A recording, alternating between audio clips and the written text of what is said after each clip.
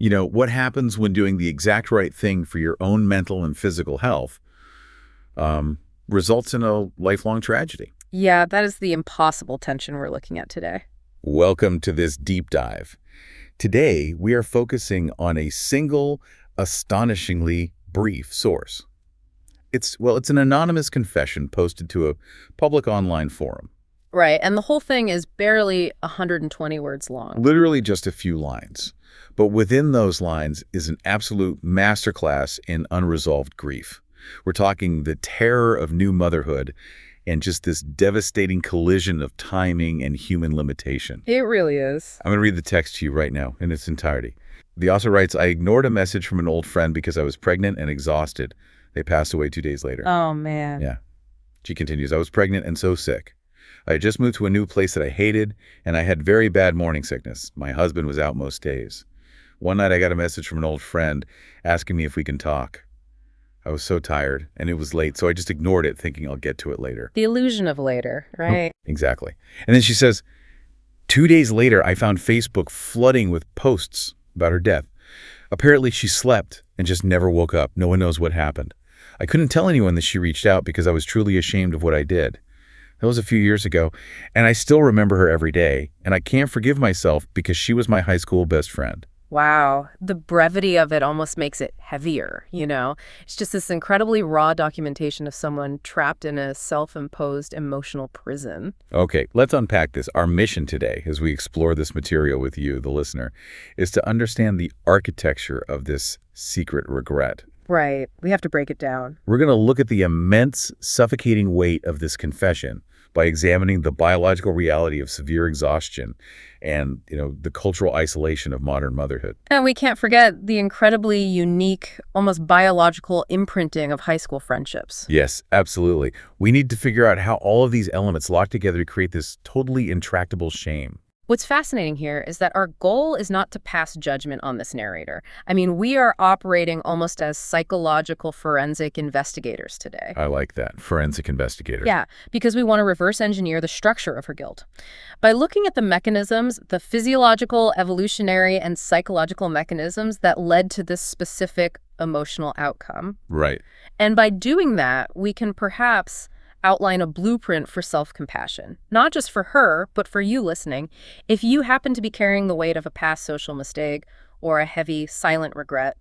Let's start by looking at the preconditions then. The environment and the physical state of the narrator before that fateful text message ever even appeared on her phone screen. Context is everything here. Context is absolutely everything. We cannot begin to analyze the action of ignoring the text without deeply understanding the biological toll she was under.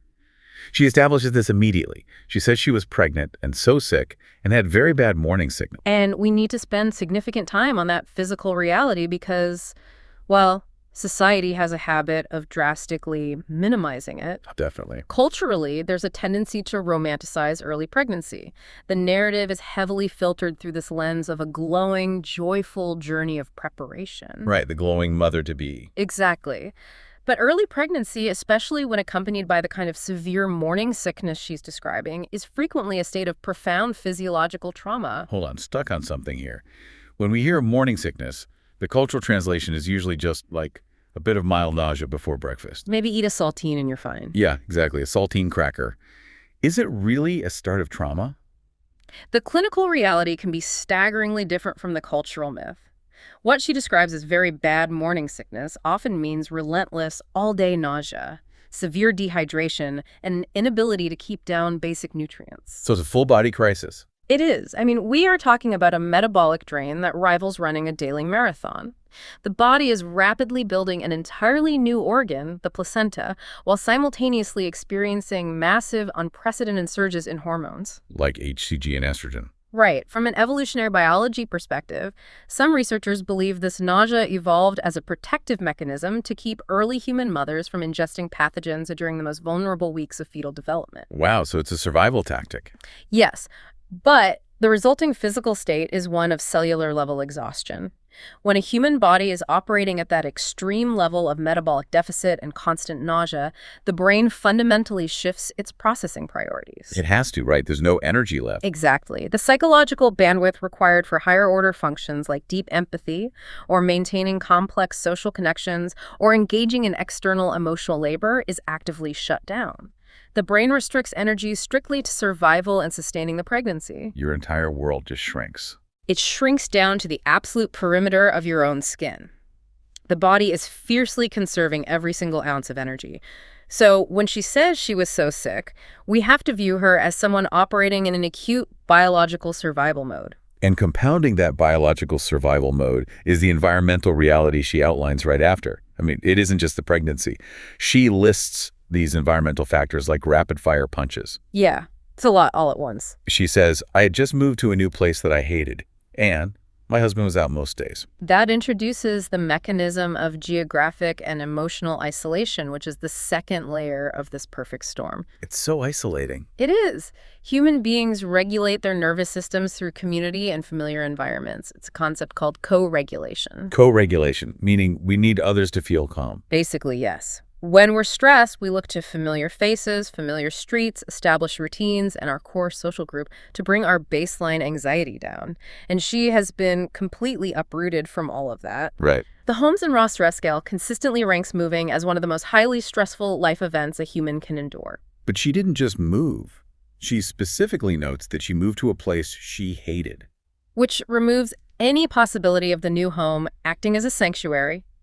Her external environment feels hostile to her nervous system. So inside and outside, she's under attack. Precisely. Her internal physiological environment is chaotic, nauseating, and draining.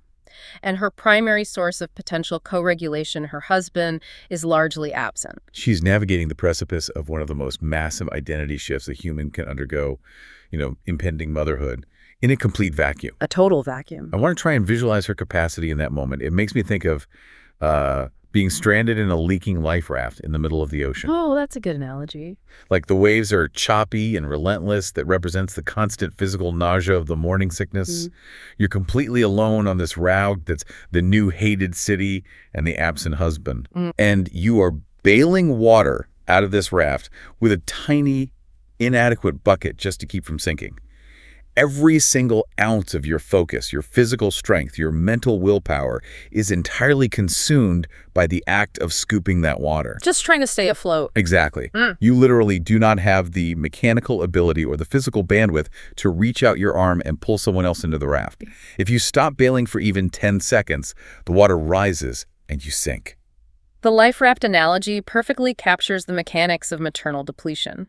When a person is bailing water just to survive the next hour, ignoring a distraction on the horizon isn't a malicious choice. Yeah, not at all. It's a vital, non-negotiable act of self-preservation, and this intersects heavily with the cultural pressures placed on maternal mental health.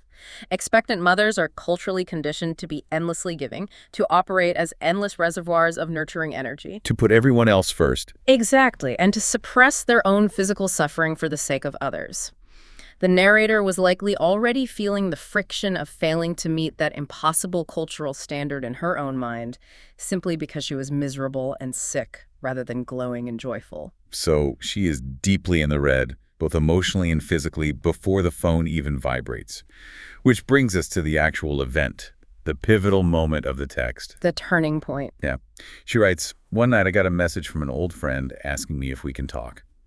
I was so tired and it was late, so I just ignored it, thinking I'll get to it later." This raises an important question about how the human brain perceives time and consequence. How so?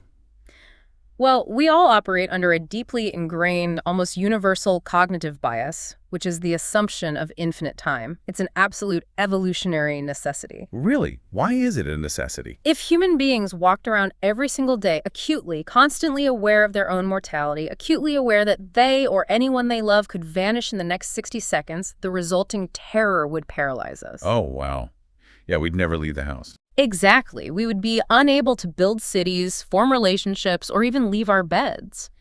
Terror management theory suggests that our brains actively buffer us against the paralyzing anxiety of death by creating the illusion of a guaranteed tomorrow. I'll get to it later, is basically the anthem of a healthy, functioning human brain. It is. Deferring non-urgent tasks to a hypothetical tomorrow is how we prioritize our limited daily energy. She looked at her phone, assessed her severely depleted physical state, and her brain naturally engaged that protective bias. She just assumed her friend would still be there in the morning. Or the next day, or the next week. Let me play devil's advocate for a second, though. Because as much as we talk about biological depletion, we also have this very strong societal rule about loyalty. We do. We're constantly told to show up for your friends, that community's everything, and that being a good friend means answering the call when someone reaches out in the dark. I mean, isn't ignoring a friend who explicitly asks, "Can we talk?" inherently a failure of that social contract? It feels like it, I know. Right, so how do we reconcile the expectation of loyalty with her decision to just go to sleep? We reconcile it by looking at the mechanics of healthy boundary setting. If we isolate the action from the eventual tragedy, if we just look at the behavior itself, ignoring a late-night text when you are physically ill, pregnant, exhausted, and alone is clinically recognized as a healthy adult boundary. Wait, really? A healthy boundary? Absolutely. Imagine she had woken up the next morning, gone to see a therapist, and said, "My friend texted me late last night wanting to talk. I felt bad, but I was so dizzy and sick from the pregnancy that I put the phone on silent and went to sleep." What would the therapist say? A competent therapist would validate that action entirely. They would say she successfully listened to her body's distress signals. She put her own oxygen mask on first. That is a wild paradigm shift. She Right. actually executed the textbook definition of protecting your peace. Yes, she did. It's the exact thing all the self-care books and mental health infographics tell us to do. You cannot pour from an empty cup. And that introduces the cruelest irony at the dark center of this confession. She executed a necessary, healthy boundary to protect her maternal health. And that boundary collided with a statistically improbable, catastrophic event. It's just terrible luck. She did the clinically right thing for her physical survival in that specific moment, and it resulted in a permanent, unfixable tragedy. And because of that tragic result, she looks back at the healthy boundary and paints it as a crime. That is the mechanism of hindsight bias at work. Hindsight bias. Hindsight bias is our brain's tendency to look back at an unpredictable event and suddenly believe it was entirely predictable. We overlay our past ignorance with our present knowledge. I see. The narrator is judging her past self using data that her past self did not possess. Her past self did not know her friend was going to die in 48 hours. She only knew she was sick. Right. Her past self only possessed the data of her own exhaustion and nausea. But her present self takes the horrific trauma of the death and retroactively injects it into that mundane moment in bed holding the phone. She transforms an act of necessary rest into an act of perceived lethal negligence. Exactly. We have to actively force those two things apart. The consequence was unimaginably tragic, but the action itself, going to sleep when your body is failing you, was neutral. It was required. She could not possibly have known what the word later actually meant in that context. And the specific manner in which she discovered that later would never arrive constitutes its own profound, uniquely modern trauma. The digital aspect of this is huge. That leads right into the timeline she outlines. 2 days pass. The mundane delay turns into a shockwave. She writes, 2 days later I found Facebook flooding with posts about her death. Let's analyze the deep psychological dissonance of how this grief was delivered. For roughly 200,000 years of human history, the delivery of death notifications followed a very specific, community-based protocol. Like people actually talking to each other. Yes, if someone close to you died, the tribe, the village, or the family mobilized, someone would come to your home. You would be asked to sit down. They prepare you for it. The messenger would use a specific tone of voice, preparing your nervous system for a shock. The news was delivered intimately, respecting the emotional gravity of the bond you shared with the deceased. Right. And then your community would immediately surround you to offer physical and emotional co-regulation as your brain processed the trauma. But the social media algorithm doesn't care about your nervous system. Not at all. The algorithm is an entirely different delivery mechanism, and it is catastrophic for grief processing. Think about the physical and cognitive reality of scrolling through a Facebook feed. You are operating in a low-stakes, dopamine-seeking state. You're completely unguarded. Your brain is rapidly switching contexts every half second. Yeah, you're looking at a hyper-targeted ad for a vacuum cleaner, then a political meme, then a video of a dog, And then boom, the abrupt announcement that a foundational piece of your childhood identity has ceased to exist. It is a massive, profound shock to the system. There is no preparatory bracing. The intimacy of the grief is violently stripped away. Which is so wrong, because this was her best friend. This was her high school best friend, someone who likely shaped her core identity. Yet the news is delivered to her simultaneously alongside hundreds of casual acquaintances, old classmates, and distant relatives. It's literally just a broadcast. It forces the grieving person into a state of horrifying exposure, while simultaneously making them feel entirely, uniquely alone. It is a secondary trauma layered over the initial loss. It completely blindsides the emotional processing center of the brain. But what makes this specific digital shockwave so much more complicated is the total mystery surrounding the death itself. The lack of explanation. Right. The text says, apparently she slept and just never woke up. No one knows what happened. If we connect this to the broader field of grief psychology, the sudden, unexplained nature of the loss is the linchpin of her intractable guilt. Why is that? Because the human brain is fundamentally a meaning-making machine. When someone passes away after a protracted illness like cancer or heart failure, the survivors experience what is called anticipatory grief. There is a timeline. You can prepare for it, sort of. The brain has the opportunity to build a coherent narrative. The person became sick, the medical interventions were unsuccessful, the body declined, and they passed away. There is a clear line of causality. It's devastating, but it is logical. The puzzle pieces fit together. Precisely. The brain can accept a logical devastation. But when an otherwise seemingly healthy person goes to sleep and simply ceases to exist without warning, it shatters the fundamental cognitive schema we rely on to navigate the world. Which is what exactly? The belief in a predictable, ordered universe. An unexplained sudden death introduces a terrifying level of randomness. There is no enemy to direct anger toward. There is no biological failure to point to. There is just a void of unanswered questions. And the human mind possesses an intense, primal intolerance for a void. Here's where it gets really interesting to me. I was reading about how our brains process randomness, and it seems like we will actively choose self-inflicted pain over powerlessness. That is a phenomenal observation. Because the universe is presenting her with a terrifying reality. The people can just vanish in the night for zero reason, and we have absolutely no control over it. Her brain rejects that reality. It's too scary to accept. Yeah, it's actually less terrifying for her to subconsciously decide, this tragedy is my fault because I ignored that text message, than it is to accept that life is that fragile and random. You are describing the exact mechanics of magical thinking. In the absence of a medical explanation, her brain desperately searches her memory for any event that can serve as an anchor of causality. And her ignored text message is the only anchor available. So she subconsciously builds a false narrative. My friend reached out, I failed her, and therefore she died. It's an agonizing coping mechanism, but it serves a purpose. What purpose could that possibly serve? By turning herself into the villain of the story, she reclaims a sense of agency. A villain has power.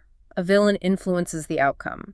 If she is to blame, it implies that if she had just answered the phone, she could have saved her friend. It's an autoimmune response of the soul. Her defense mechanism, trying to find order in chaos, is mistakenly attacking her own self-worth. That's a beautiful way to phrase it. She's shoving her own guilt into the empty spaces of the puzzle just to force a complete picture. And that leads us to the aftermath. What she chose to do with this horrific self-constructed puzzle. The secrecy. Yeah. She writes, I couldn't tell anyone that she reached out because I was truly ashamed of what I did. We must draw a very clear clinical distinction here between the experience of grief and the experience of shame. They are completely distinct emotional mechanisms, and she is conflating the two into a single toxic knot. How do you separate them? Well, grief is the profound natural sorrow of losing her friend. It is the necessary mourning of a severed warren and a future that will never happen. Shame is something else entirely. Shame is more internal, right? Shame is the deeply internalized conviction that she is fundamentally defective, unworthy, and bad because of the action she took. Grief says, I have lost someone I love deeply. Shame says, I am inherently unworthy of love or belonging because my negligence caused this loss. Why does shame mandate silence, though? I keep getting stuck on the fact that she didn't even tell her husband. It's hard to understand from the outside. I mean, she was completely isolated in a new city. You would think she'd be desperate to share this burden with her primary partner. To understand that, we have to look at the evolutionary purpose of shame. From the perspective of the social brain hypothesis, humans evolved to feel shame as a warning system to prevent us from being exiled from our tribe. So it's about survival again. Yes. In early human history, exile meant certain death. Shame signals to the brain you have violated a critical social rule, and if the group finds out, they will cast you out. Oh, wow. So, shame demands secrecy as a survival tactic. She is convinced that if she tells her husband what she did, he will view her as a monster and abandon her. She believes the truth will destroy her remaining attachments. So she builds a prison of silence to protect herself, but locks the door from the inside. And secrecy is the ultimate incubator for psychological distortion. Because you're just alone with your thoughts. Exactly. When a person holds a secret of this magnitude entirely in isolation, the thought processes metastasize. Without an external witness, without a partner, a counselor, or a friend to provide a reality check, her internal monologue remains unchallenged. There's no one there to say, wait, you were severely dehydrated and exhausted. You couldn't possibly have known. Without that external friction, the shame echoes in the chamber of her mind, growing louder, more distorted, and more monstrous with every passing year. By choosing silence, she actively denies herself the healing mechanism of community. I want to look at how this intersects with the specific timeline of her life. She was pregnant when she ignored the text. She found out about the death 2 days later. The timing is just brutal. That means her entire transition into motherhood, the actual birth of her child, the postpartum period, the identity shift of becoming a parent is fundamentally, inextricably intertwined with this radioactive secret. It taints everything. Holding this level of shame while trying to raise a newborn is like carrying a heavy, jagged radioactive stone in your pocket every single day. The metabolic and emotional cost of carrying that stone is astronomical. Exactly. Nobody else can see the stone. Your husband doesn't know it's weighing down your coat. Your new baby doesn't know it's there. But it alters your entire physical reality. It changes everything about how you move through the world. It changes your posture, how you walk, how you sit, how you engage in conversations. Every time you experience a moment of pure joy with your child, you feel the sharp, jagged edge of that stone digging into your hip, whispering, "You don't deserve to feel this happiness. Remember what you did to your friend." And that constant tactile reminder of perceived unworthiness completely drains the limited emotional reserves she needs for her present life. And motherhood is hard enough already. Navigating new motherhood is challenging enough on a good day. Doing it while simultaneously acting as the warden and the sole inmate of your own secret emotional prison is agonizing. It derails the whole grieving process. It completely derails it. Instead of processing the loss of her friend, her psychological energy is entirely consumed by the effort of maintaining the walls of her secret. But we need to explore why the stone is so heavy in the first place. Why does this specific friend generate a guilt that remains so intractable and potent years later? She gives us the answer right at the end. Yes, she provides the key to this in the final devastating sentence of her confession. That was a few years ago, and I still remember her every day, and I can't forgive myself because she was my high school best friend. That phrase, high school best friend, is the foundational architecture of the guilt. How so? We need to unpack the unique biological and psychological reality of adolescent friendships because they operate on an entirely different level than adult connections. Oh, for sure. Teenage friendships are so intense. During adolescence, the human brain undergoes a massive period of restructuring, specifically in the prefrontal cortex and the amygdala. The primary developmental task of the teenage years is to separate from the family unit and integrate into a peer group. Your friends become your family. For a teenager, social integration is quite literally processed by the brain as a matter of life and death. They aren't just people you go to the mall with. They are the psychological scaffolding of your identity. They are the mirror through which you discover who you are. The biological imprinting that happens with a high school best friend is profound. Right. These are the individuals who are present when you form your core beliefs, your musical tastes, your political alignments, your understanding of romance and heartbreak. Because of the intensity of teenage brain development, the intimacy of a high school best friendship is often absolute. Yes, and it's characterized by an expectation of constant 24/7 availability. You see them for 8 hours at school, you ride the bus home with them, you talk on the phone until midnight, you text them under the covers. The boundaries are virtually non-existent because the goal is total enmeshment. Precisely. The social contract of a high school best friendship dictates that you are always available no matter what. You drop everything for their crisis. Right. Now, contrast that profound, enmeshed intimacy with the narrator's reality on the night she received the text. She is an adult. She is married, pregnant, physically suffering, and isolated in a new, hostile geography. Worlds apart from high school. The memory of the high school friendship represents a time in her life when she felt deeply known, completely connected, and emotionally safe. It is the exact polar opposite of her experience in that leaking life raft. So when the text flashes on her phone, it isn't just a casual message from an acquaintance. It is an echo from her foundational past. It is a voice from a time when she was fully known. Yes, exactly. Let me make sure I'm wrapping my head around this correctly. Is her guilt magnified because she is subconsciously applying the social rules of a teenager to the physical reality of a 30-something pregnant woman? That is exactly the flexion point. She is operating under the weight of a phantom responsibility. Phantom responsibility. In high school, if your best friend texts you at midnight and says, "Can we talk?" the contract dictates that you stay up until 3 a.m. You skip your first period class the next day. You operate as their primary, infallible lifeline. So she feels she failed that old contract. The narrator feels she uniquely failed because she didn't react the way her 16-year-old self would have reacted. She is judging her adult actions against an adolescent contract. That's so unfair to herself. She fails to give herself the grace of recognizing that the landscape of her life has fundamentally shifted. Adult friendships, especially those navigating major life transitions like pregnancy and geographic relocation, require vastly different boundaries. You literally can't do it. You biologically cannot maintain 24/7 availability when your body is currently sustaining the development of a new human life. It is a phantom responsibility. She is prosecuting herself for breaking a contract she signed in the 11th grade, completely ignoring the fact that the terms and conditions of her existence have changed. Right. So what does this mean for her present reality? How do we map a viable path forward out of this? Because the confession ends on a note of utter, devastating despair.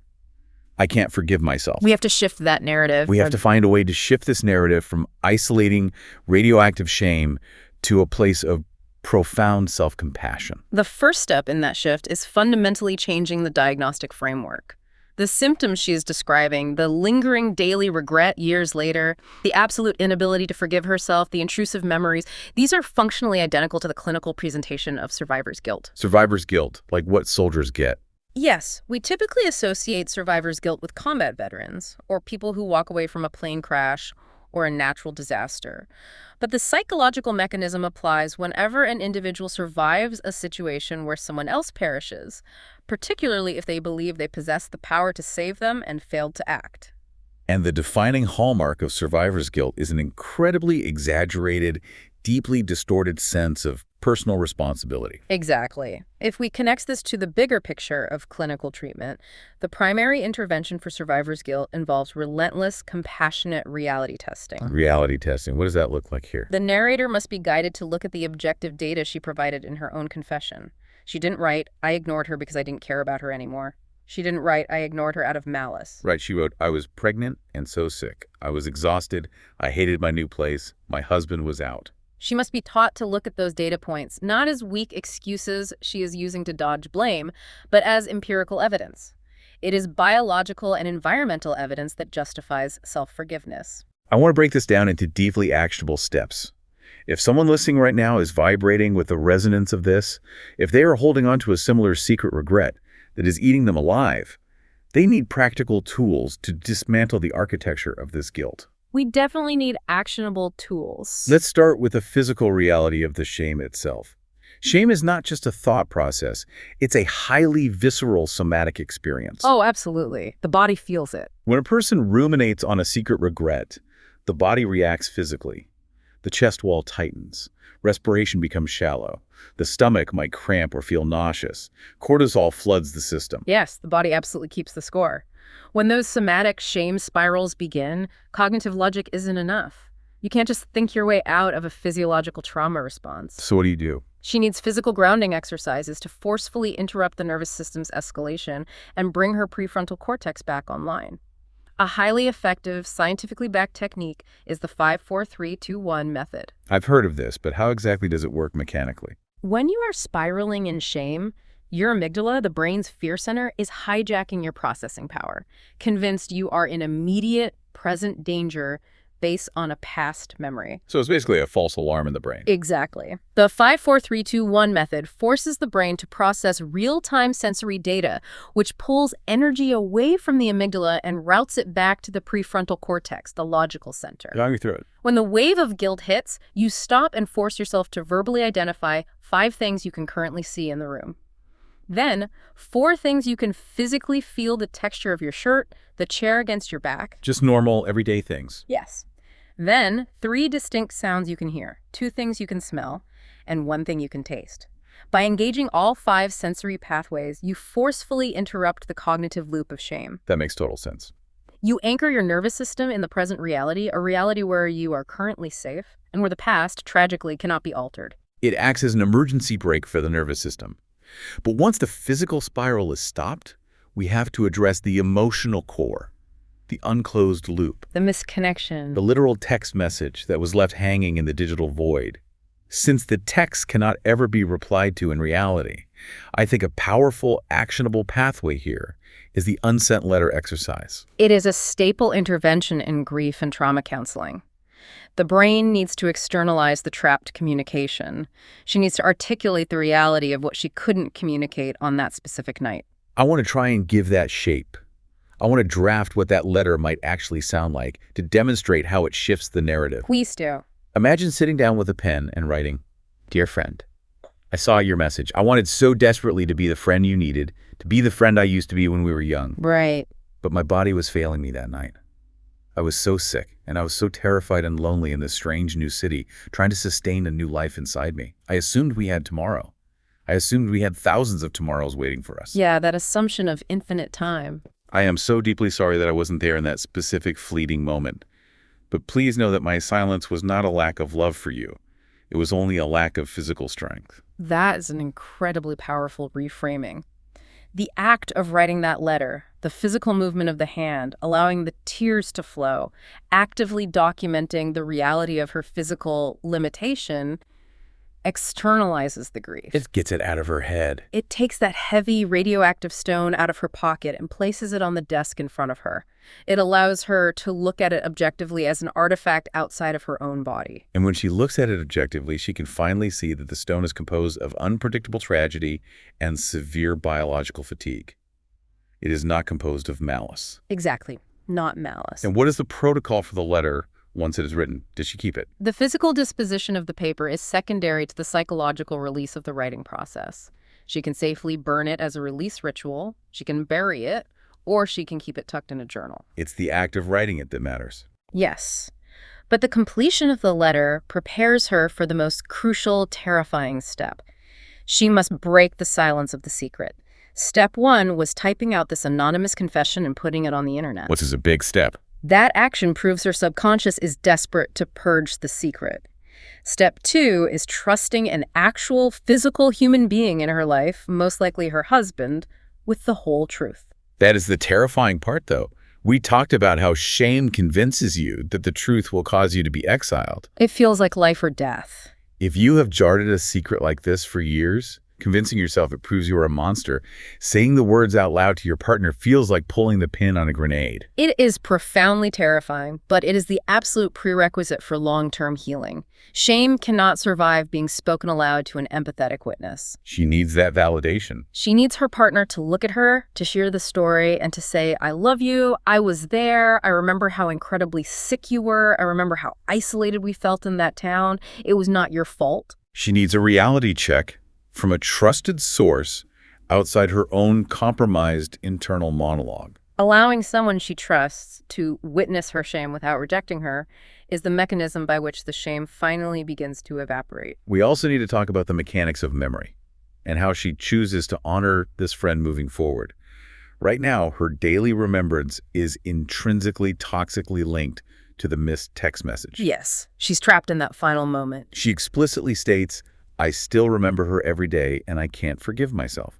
The act of remembering has become a weapon she uses to punish herself daily. We need to introduce the concept of symbolic honoring to shift the focus of her memory. Right now, she has engaged in an extreme form of cognitive reductionism. Cognitive reductionism. She has taken a deeply complex, beautiful, foundational relationship and reduced its entire meaning to a single missed digital connection. It's so tragic. She has allowed the narrative of the final 48 hours to entirely overwrite the thousands of days of joy, mutual support, and intense love they shared during their adolescence. It is the equivalent of reading a brilliant, sweeping 500-page novel, finding a typo on the very last page, and deciding the entire book is garbage. That is a very apt comparison. She needs to create daily or weekly habits, rituals of remembrance that consciously honor the entirety of the bond. What would that look like in practice? When the intrusive thought of the friend occurs, she needs to actively, aggressively pivot the narrative. Instead of defaulting to the neural pathway of, "I'm so sorry I missed your text," she could establish a ritual where she lights a specific candle and verbally says, "Thank you for the time we laughed until we couldn't breathe in the school cafeteria." Oh, I love that. Remembering the good times. Or she could intentionally listen to an album they both loved as teenagers while she drives. She could donate a small amount to a charity aligned with her friend's passions on her birthday. The goal is to consciously train the brain's neural pathways to remember the richness of the life lived, rather than solely fixating on the random tragedy of the death. It is a deliberate reclamation of the memory from the suffocating grip of shame. And I want to speak for a moment to anyone listening who might find themselves on the receiving end of a confession like this. That's a great point. If a friend comes to you and finally verbalizes a deep, secret shame, the instinct is often to immediately brush it away, to say, "Oh, stop it, get over it, it wasn't your fault at all." We want to fix it quickly. But that rapid dismissal can actually invalidate their profound pain. The key to supporting someone in this state is to fiercely validate their grief while gently, consistently challenging their guilt. It requires a delicate balance. To sit with them and say, "It makes complete, agonizing sense that you were devastated by this loss. Your sadness is justified. But I will not allow you to take the blame for a chaotic tragedy that you did not cause." We must also touch upon how this specific unburdening impacts her trajectory as a mother. As long as she harbors this toxic guilt, she is internally modeling a severe lack of self-compassion. And kids pick up on that. The nervous system of a mother has a profound impact on the environment of the child. By doing the excruciating work of forgiving herself for a perceived social failure made under extreme biological duress, she is actively building the emotional resilience required to be a healthy, present parent. She is teaching herself, on a cellular level, that it is acceptable to be human. It is acceptable to be exhausted. It is acceptable to have physical limits. Exactly. So what does this all mean for you, the listener? We are stepping back from the details of the anonymous confession and looking directly at your life. Every single one of us has a missed text message in our history. Oh, definitely. We all do. We all have unreturned phone calls, emails we flagged and forgot, or moments where we actively chose our own desperate need for rest over someone else's request for our time. It's part of being human. When an unpredictable tragedy follows one of those mundane choices, the human brain's natural defense mechanism will attempt to convince you that you are a villain. I am asking you to resist that narrative. You have to push back against it. I am asking you to view your own past moments of exhaustion with profound grace rather than harsh retroactive judgment. You cannot control the terrifying fragility of human life. You can only control how gently you treat yourself when you are bailing water out of a leaking raft. The ultimate goal is to learn to release the shame so that we can fully embrace our present and future connections. If the narrator remains permanently walled off inside her secret guilt, she cannot be fully, authentically present for her husband, for her growing child, or for any new friendships she might attempt to build. Because that shame takes up all the space. Choosing to forgive herself is not an act of betrayal toward her deceased friend. It is the ultimate tribute to their bond. It is choosing to engage with life and connection, which is exactly what a best friend who clearly sought connection in her final days would have desperately wanted for her. Let's summarize the incredible journey we've taken through these 120 words today. We started with a narrator who viewed herself as a monster, as someone who failed the ultimate test of loyalty. But by pulling apart the biological, environmental, and psychological layers of this text, an entirely different truth revealed itself. The text does not document a callous, uncaring person. Far from it. It documents a woman who was pushed to the absolute breaking point of human physical capacity, metabolically depleted by a difficult pregnancy, emotionally isolated in a hostile new geography, and operating under the vital, universal illusion that tomorrow was always guaranteed. She was just surviving. She did not commit a crime. She was simply caught in an agonizingly tragic intersection of random timing and absolute human limitation. And as we close this deep dive, there's one final profound reframing I want you, the listener, and perhaps the narrator, wherever she may be, to deeply consider.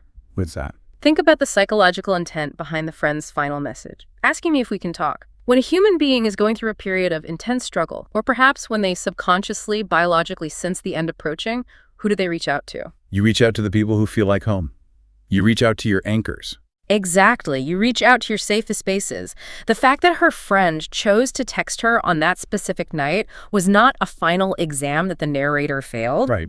It was profound, undeniable proof that right up until the very end of her life, the narrator remained her friend's safe space. Oh, wow. The friend didn't send that text because she was demanding immediate emotional service.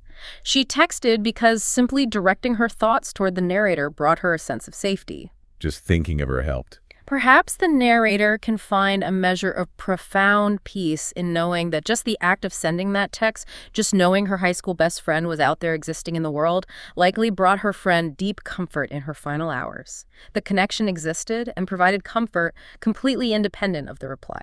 The connection itself was the comfort, not the reply. Wow.